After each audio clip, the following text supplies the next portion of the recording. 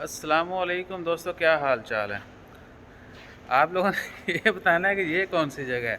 ये मस्कत में एक जगह है, तो आप देखिएगा और बताइए कि ये कहाँ पर है। ये लें, ये लें, ये लें, ये लें। ये कमर्शियल भी है, होटल भी है और अलखैर में ही है। चलें, आपको लोकेशन भी बता दी। ये स्टोर भी हैं यहाँ पे काफ़ी।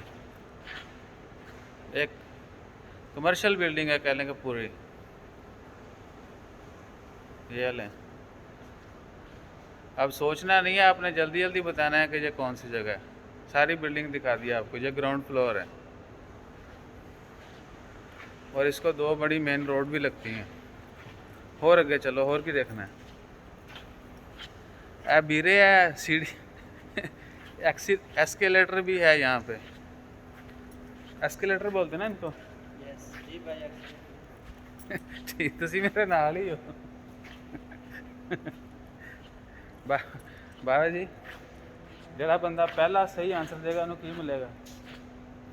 IQ7 sample. तो बताइएगा ज़रूर, इंशाल्लाह खैर। मिलते हैं फिर अगली वीडियो में। जज़ाकल्लाह।